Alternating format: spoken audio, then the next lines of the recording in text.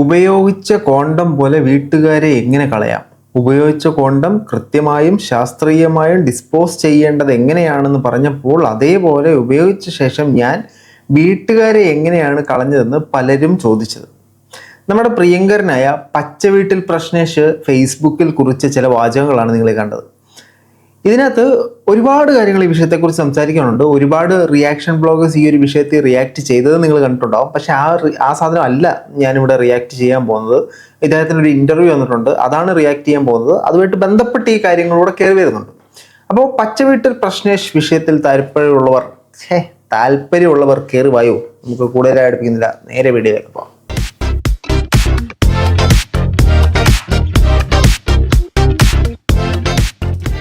എല്ലാ പ്രിയ സുഹൃത്തുക്കൾക്കും പുതിയൊരു വീഡിയോയിലേക്ക് സ്വാഗതം. അപ്പോൾ നമ്മളെ ആദ്യമായിട്ട് കാണുന്നവരും സബ്സ്ക്രൈബ് ചെയ്യാതെ കാണുന്നവരും ഒന്ന് സബ്സ്ക്രൈബ് ചെയ്തേക്കുക. നമുക്കിപ്പോൾ വലിയ രീതിയിലുള്ള വ്യൂസ് ഒന്നുമില്ല. അപ്പോൾ നിങ്ങൾക്ക് ഞാൻ സംസാരിക്കുന്ന എൻ്റെ സംസാര രീതി അല്ലെങ്കിൽ എൻ്റെ വീഡിയോസ് കാണുമ്പോൾ ഇഷ്ടം തോന്നുന്നുണ്ടെങ്കിൽ നിങ്ങൾ ഇടയ്ക്കിടയ്ക്ക് ഒന്ന് കണ്ടു നോക്കുക. ഇഷ്ടം തോന്നുന്നില്ലെങ്കിൽ നിങ്ങൾ പിന്നെ ഈ വഴിക്ക് വരിക വേണ്ട. എൻ്റെ ഈ ഇതാണ് എൻ്റെ സ്റ്റൈൽ, നിങ്ങൾക്ക് ഇഷ്ടപ്പെടാൻ സാധ്യതയില്ല. അപ്പം നേരെ നമുക്ക് നമ്മുടെ വിഷയത്തിലേക്ക് കയറാം. നമ്മുടെ വിഷയം എന്ന് പറഞ്ഞാൽ പച്ചവീട്ടിൽ പ്രശ്നേഷിൻ്റെ വിഷയം നിങ്ങൾക്ക് എല്ലാവർക്കും അറിയാമായിരിക്കും. ഇവരുടെ പ്രധാന പ്രശ്നം എന്തെന്ന് ചോദിച്ചു കഴിഞ്ഞാൽ ഒരു 2 ലക്ഷം രൂപയ്ക്ക് വേണ്ടി തുടങ്ങിയ ഒരു വഴക്കാണ്. ആ വഴക്ക് പല മേഖലകളിലേക്കും പോയി. പല മേഖലകൾ എന്ന് പറഞ്ഞാൽ പണത്തിന് വേണ്ടിയിട്ട് അടി പിടി വഴക്ക്, സാധനങ്ങൾ പിടിച്ചു വെക്കുന്നു, ഇദ്ദേഹം പെൺകോന്തൻ, അങ്ങനെ ഒത്തിരി തലങ്ങളിലേക്ക് ഈ പ്രശ്നം പോയി. ഇതേ ചൊല്ലി ഞാൻ ഒരുപാട് വീഡിയോസ് ഇട്ടിട്ടുണ്ട്. ഞാൻ ഇദ്ദേഹത്തെ അത്യാവശ്യം വിമർശിച്ചിട്ടുണ്ട്. ഇദ്ദേഹം ഫേസ്ബുക്കിൽ നിരന്തരമായി ഓരോ കുറിപ്പുകൾ ഇപ്പോൾ 2 ദിവസം കൊണ്ട് ഉണ്ടാക്കിയിടുന്നുണ്ട്. അപ്പോൾ നമ്മൾ ആദ്യം വായിച്ചിരുന്നതല്ലാതെ മറ്റൊരെണ്ണം ചെയ്തിട്ടുണ്ട്. എല്ലാം പോട്ടെ, നിന്നെ 10 മാസം ഗർഭം ചുമന്ന ആ കണക്ക് നീ അമ്മയോട് എങ്ങനെ വീട്ടും?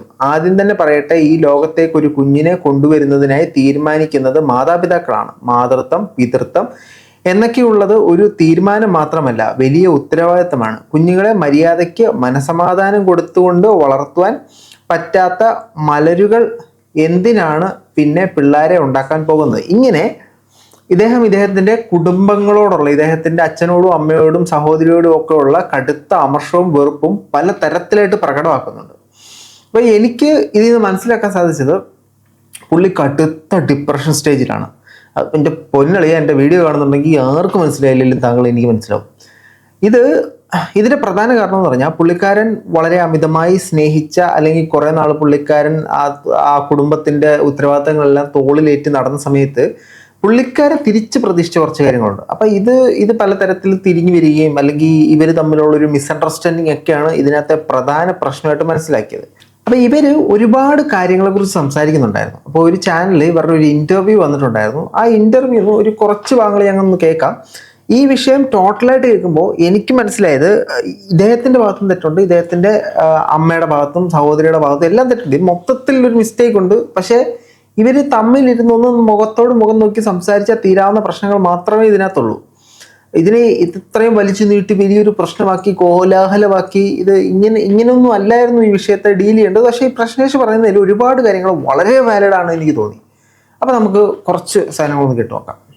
ഞങ്ങൾ തമ്മിൽ നല്ല അടിയായിരുന്നു. ഞങ്ങൾ തമ്മിൽ വഴക്കായിരുന്നു, മിക്കവാറും വഴക്കായിരുന്നു. കല്യാണം കഴിഞ്ഞ് കുറച്ച് നാൾ കഴിഞ്ഞപ്പോൾ ഞങ്ങൾ നല്ല വഴക്ക് തുടങ്ങി. പക്ഷെ ഒരു വർഷം കഴിഞ്ഞപ്പോഴാണ് ഞങ്ങൾ അത്രയും നാളും സ്നേഹിച്ച് കല്യാണം കഴിച്ചതാണെങ്കിൽ പോലും ഒരു വർഷം എടുത്തു പരസ്പരം അണ്ടർസ്റ്റാൻഡ് ചെയ്യാനും അക്സെപ്റ്റ് ചെയ്യാനും ഒക്കെ.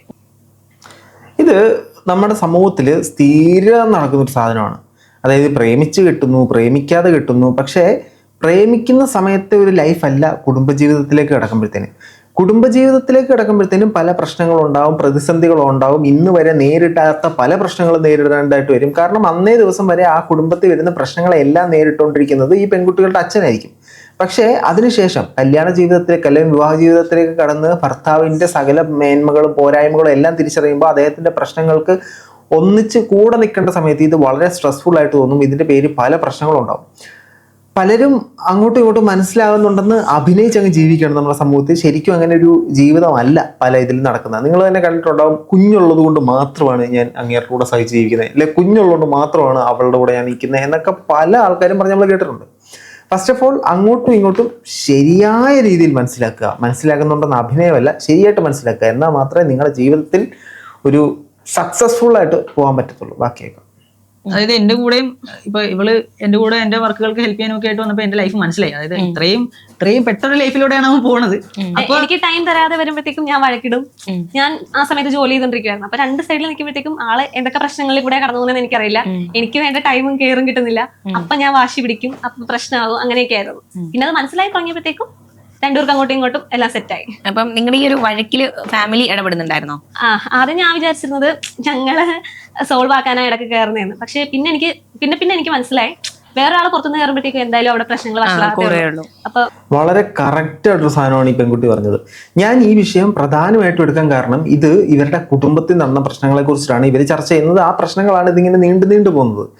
എല്ലാ കുടുംബങ്ങളിലും ഒരു 90% കുടുംബങ്ങളിലും പല തരത്തിലുള്ള പ്രശ്നങ്ങൾ നടക്കുന്നുണ്ട്.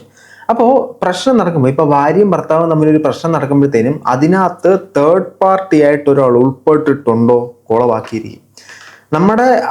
നിങ്ങളുടെ ഒരു കുടുംബത്തിനകത്ത് അല്ലെങ്കിൽ നമ്മുടെ ഒരു കുടുംബത്തിനകത്ത് നമ്മൾ മാത്രം അറിയേണ്ടതായിട്ടുള്ള പല കാര്യങ്ങളും ഉണ്ട്. ഇത് പുറം ലോകത്തേക്ക് അറിയിക്കുമ്പോൾ മറ്റൊരാളെ അറിയിക്കുമ്പോഴത്തേനും അത് പല തരത്തിലുള്ള പ്രശ്നങ്ങളുണ്ടാവും. ഫോർ എക്സാമ്പിൾ ഞാൻ പറയാം, ഒരു ബുക്കുണ്ട്. ഈ ബുക്ക് വളരെ ഭംഗിയായിട്ടൊരു പുറംചട്ടയായിട്ടിരിക്കുകയാണ്. ഈ ബുക്കിന്റെ മുകളിൽ നമ്മൾ ഇച്ചിരി പെർഫ്യൂം ഒക്കെ അടിക്കുന്നു. പക്ഷെ ഈ ബുക്ക് തുറന്നു നോക്കുമ്പോഴത്തേനും ഇതിനകത്ത് ഒരുപാട് പ്രശ്നങ്ങളുണ്ടാവും. ഒരുപാട് എഴുതിയത് വെട്ടിത്തിരുത്തിയിട്ടുണ്ടാവും, ഒരുപാട് സ്ഥലങ്ങളിൽ കട്ട് ചെയ്ത് കളഞ്ഞിട്ടുണ്ടാകും, ഒരുപാട് സ്ഥലങ്ങളിൽ എഴുതിയിട്ട് മായ്ച്ചിട്ടുണ്ടാവും, ഒരുപാട് സ്ഥലങ്ങളിൽ എഴുതിയത് പലതരത്തിലുള്ള ഏറ്റക്കുറച്ചിലുള്ള മാർക്കുകൾ ഇട്ടുണ്ടാവും. ഇത്ര മാർക്ക് അതിന്, ഇത്ര മാർക്ക് ഇതിനെന്നുള്ള പലതരത്തിലുള്ള മൂല്യനിർണ്ണയങ്ങൾ ഉണ്ടായിട്ടുണ്ടാവും. പക്ഷേ പുറത്തുനിന്ന് ഒരാൾ കാണുമ്പോഴത്തേനും ആ ഒരു ബുക്കിന്റെ ഭംഗി മാത്രമായിരിക്കും കാണുന്നത്.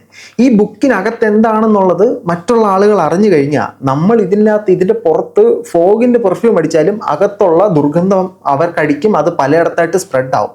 അപ്പോൾ നിങ്ങളുടെ ആ ബുക്ക്, നമ്മൾ കുറേ നാളുകൾ കൊണ്ട് കേൾക്കുന്ന ഒരു പഴഞ്ചൊല്ലാണ് don't judge a book by its cover. അത് നല്ലതായിട്ട് ഉപയോഗിക്കാം, ചീത്തയായിട്ട് ഉപയോഗിക്കാം. ബുക്കിന്റെ കവർ മോശമാണ്, പക്ഷെ അകത്ത് വളരെ നല്ലതായിരിക്കാം.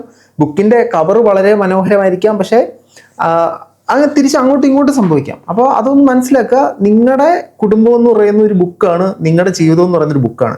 ആ ബുക്കിനകത്ത് പല സാധനങ്ങളും ഉണ്ടാവും. അത് എന്തൊക്കെ മനസ്സിലാക്കണ്ട എന്നുള്ളത് വേർതിരിച്ചെടുക്കാനുള്ള ഒരു വിവേചന ബുദ്ധി നിങ്ങൾക്ക് ഉണ്ടാവണം.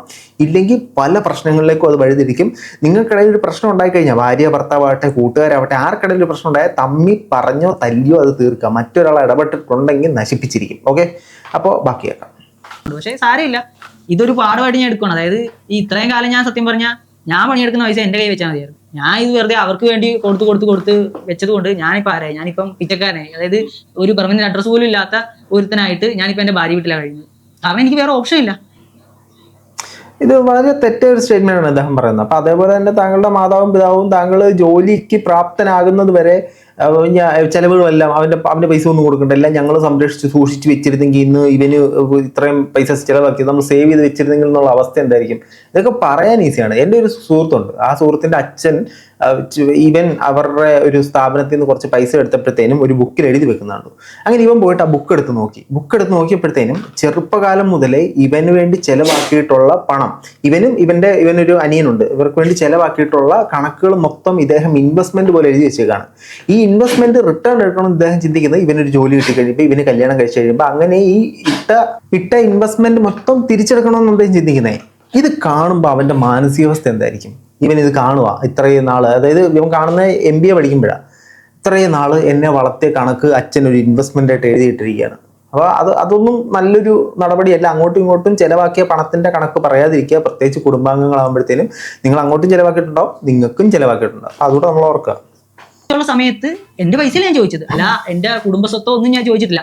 അത്രയും മതിയല്ലോ. ഞാൻ എന്തൊക്കെ ചെയ്തിട്ടുണ്ട്, ഞാൻ അവരുടെ ഒന്നും അടിച്ചിട്ടില്ല എന്നുള്ളത് സാധനം അവിടെ തന്നെ തെളിവുകളുണ്ട്. കാരണം അച്ഛൻ്റെ കയ്യിൽ ഇത്രയും കാലം അച്ഛൻ വീട്ടിലെ ചെലവിന് കൊടുക്കുന്ന പൈസ ഞാൻ ഒരു തുള്ളി പോലും എന്റെ കാര്യത്തിനോ അനിയത്തിയുടെ പഠിത്തത്തിന് പോലും ഞാനൊക്കെയില്ല, അതെല്ലാം ഞാൻ അടിയിൽ ചെയ്തത്. അതുകൊണ്ടാണ് അമ്മയുടെ അക്കൗണ്ടിൽ മിച്ചമുള്ളത്. അതുപോലെ വീടിന്റെ പണയം എന്റെ പേരിലായിരുന്നു എഴുതിയത്. അമ്മ പറഞ്ഞപ്പോഴത്തേക്കും തിരിച്ച് പൈസ അമ്മയുടെ അക്കൗണ്ടിൽ കിട്ടിയാൽ മതി എന്ന് അവർ ഒരു എഗ്രിമെന്റും കൊണ്ടുവന്ന് ഞാൻ അത് ഒപ്പിട്ട് കൊടുത്തു. പിന്നെ സ്വർണ്ണം എന്റെ 2 ലക്ഷം രൂപ ഫ്രീ ആക്കാനായിട്ട് അവർ അനുവാദത്തോടുകൂടി വിറ്റിട്ട് 2.5 ഫ്രീ ആക്കിയിട്ട് ബാക്കി സ്വർണ്ണം അവരെ തിരിച്ചു കൊടുത്തു. പിന്നെ ഞാൻ എവിടെ ഇവരെ പറ്റിച്ചത്? ഇപ്പോഴും എന്റെ പണിസാനും എന്റെ ബൈക്ക് ഉൾപ്പെടെ കൈക്കലാക്കി വെച്ചേക്കുന്നത് എന്റെ യൂട്യൂബിന്റെ പ്ലേ ബട്ടൺ. അതിന് ചിലർ പറയും വിലയില്ലാന്ന്. നമുക്കറിയാം 1 ലക്ഷം ഫോളോവേഴ്സ് ആവുന്നവരെ, സബ്സ്ക്രൈബേഴ്സ് ആവുന്നവരെ കണ്ണിൽ എണ്ണ ഒഴിച്ചിരുന്നിട്ട് ഈ 1 ലക്ഷം ആക്കുക അല്ലെങ്കിൽ പ്ലേ ബട്ടൺ വാങ്ങുക എന്നൊക്കെ പറയുന്നത് യൂട്യൂബിൽ വർക്ക് ചെയ്യുന്ന ആളുകളെ സംബന്ധിച്ച് വലിയൊരു കാര്യമാണ്.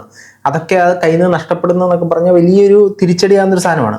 ഇതിനകത്ത് മനസ്സിലാക്കുന്നത് ഇവർ അങ്ങോട്ടും ഇങ്ങോട്ടും പണത്തിന്റെ പേരിൽ കൃത്യമായ കണക്കുകൾ പറഞ്ഞിട്ടുണ്ട്. അപ്പോൾ സ്നേഹമായിട്ട് നിന്നപ്പോൾ നന്നായിട്ടങ്ങ് പോയി. ഉടക്കി കഴിഞ്ഞപ്പോൾ ഇത് പലതും പ്രശ്നമായി. നമ്മുടെ ഈ രോഹിത് പറയുന്നത് ഇദ്ദേഹം ചെറുപ്പമായിരുന്നപ്പോൾ 9ാം ക്ലാസ്സിൽ പഠിക്കുമ്പോൾ കിടക്കയിൽ കിടന്ന് മുള്ളിയത് അപ്പുറത്തെ വീട്ടിലെ ചേച്ചിയോട് വിളിച്ചു പറഞ്ഞു. അതൊക്കെ ഇദ്ദേഹത്തിന്റെ മനസ്സിൽ പല തലങ്ങളിലായിട്ട് മുറിവുകൾ ഉണ്ടാക്കിയിട്ടുണ്ട്. അങ്ങനെ പല തരത്തിലുള്ള പ്രശ്നങ്ങൾ ഈ കുടുംബത്തിലുണ്ട്. ഇതെല്ലാം പെട്ടെന്നൊരു പൊട്ടിത്തെറിയിലൂടെ സംഭവിച്ചതായിട്ടാണ് എനിക്ക് മനസ്സിലാക്കാൻ സാധിച്ചത്. ഇതിനകത്ത് വളരെ ഇപ്പൊ നിങ്ങൾക്ക് തന്നെ അറിയാമല്ലോ, നിങ്ങൾ ഒരു പെൺകുട്ടി അല്ലെങ്കിൽ ഒരു പെൺകുട്ടിയെ ഇത് കാണുന്നെങ്കിൽ നിങ്ങൾ ഒരു ആൺകുട്ടിയെ സ്നേഹിക്കുന്നു, ഒരു ആൺകുട്ടിയെ കാണുന്നെങ്കിൽ നിങ്ങൾ ഒരു പെൺകുട്ടിയെ സ്നേഹിക്കുന്നു, വളരെ അടുപ്പായിട്ട് നിൽക്കുന്നു. അതൊരു ബ്രേക്കപ്പ് ആകുമ്പോൾ നിങ്ങൾക്കുണ്ടാകുന്ന മനോവിഷമം എന്തായിരിക്കും, നിങ്ങൾ എടുക്കുന്ന സ്ട്രഗിളുകൾ എന്തായിരിക്കും. അതേപോലെ തന്നെ ഈ ഫാമിലിയായിട്ട് ഒന്നിച്ച് നിന്ന് അകലുമ്പോഴത്തേനും എന്തെങ്കിലും ഒരു പ്രശ്നം വന്ന് വിള്ളൽ വന്ന് അവരുമായിട്ട് പൂർണ്ണമായിട്ടും ദേഷ്യം വന്ന് അകലുമ്പോഴത്തേനും ഈ പറയുന്ന ഡിപ്രഷനും മാനസിക സമ്മർദ്ദങ്ങളും എല്ലാം ഉണ്ടാവും. അതാണ് ഇപ്പോൾ നിലവിൽ ഇദ്ദേഹത്തിന്റെ പ്രശ്നം എന്നാണ് എനിക്ക് മനസ്സിലാക്കാൻ സാധിക്കുന്നത്. പുള്ളി ഫുള്ളി ഔട്ട് ഓഫ് കൺട്രോളായി. പുള്ളിക്ക് അത് തിരിച്ചു പിടിക്കാൻ പറ്റുന്നില്ല. ബെറ്റർ നിങ്ങളൊരു കൗൺസിലിംഗ് തീർച്ചയായിട്ടും എടുക്കുക. നിങ്ങളുടെ മെന്റൽ സ്റ്റെബിലിറ്റി നല്ല മോശമായിക്കൊണ്ടിരിക്കണം. വട്ടാണെന്നൊന്നും അല്ല കേട്ടോ ഞാൻ പറയുന്നത്. പുള്ളി ഒരു ഡിപ്രഷൻ സ്റ്റേജിലേക്ക് പോകുന്നുണ്ടെന്ന് ഇത് കാണുമ്പോൾ എല്ലാം മനസ്സിലാവുന്നുണ്ട്. ഈ കുടുംബമായിട്ട് കടുത്ത അമർഷത്തിലായി. ഈ കുടുംബത്തിന് ഇപ്പോൾ വേറെ വരുമാനമൊന്നും ഇല്ലെന്ന് പറഞ്ഞത്, പക്ഷെ അവരിപ്പോഴും ഇദ്ദേഹം ഇല്ലാതെ മുന്നോട്ട് പോകുന്നുണ്ട്. അപ്പോൾ ഇദ്ദേഹം വേണമെന്നില്ല അവർക്ക് മുന്നോട്ട് പോകാനായിട്ട്. ഈ പ്രശ്നങ്ങൾ എത്രയും പെട്ടെന്ന് സോൾവ് ആക്കണമെന്ന് ആഗ്രഹമുണ്ട്. ഇദ്ദേഹം ഇടയ്ക്ക് ഒരു ലൈവ് വന്നപ്പോൾ ഞാൻ 1-2 ചോദ്യങ്ങൾ ഇദ്ദേഹത്തോട് ചോദിച്ചിരുന്നു. ഇദ്ദേഹം വളരെ മാന്യമായിട്ട് ഉത്തരം പറഞ്ഞു. ഇനി അങ്ങനെ ഒരു കുടുംബമായിട്ടൊരു യോജിപ്പില്ലെന്ന് പറഞ്ഞാൽ യോജിക്കാൻ പറ്റുന്നില്ലെങ്കിൽ യോജിക്കേണ്ട, പക്ഷെ അങ്ങോട്ടും ഇങ്ങോട്ടും പരസ്പരം ചെളിവാരി എറിയാതിരിക്കുക. നമ്മൾ ആദ്യം പറഞ്ഞ പോലെ തന്നെ നിങ്ങൾക്കിടയിലുള്ള പ്രശ്നം ആ ബുക്കിനകത്ത് തന്നെ ഇരിക്കണം. ആ ബുക്കിൽ നിന്ന് പുറത്തേക്ക് വന്നു കഴിഞ്ഞാൽ സകല മാസമെല്ലാം നാറും. എന്തായാലും നിങ്ങളുടെ അഭിപ്രായം ഈ വിഷയത്തിൽ തീർച്ചയായിട്ടും കമന്റുകളെ രേഖപ്പെടുത്താൻ പറ്റിയിട്ടാണെന്ന് പറയാം.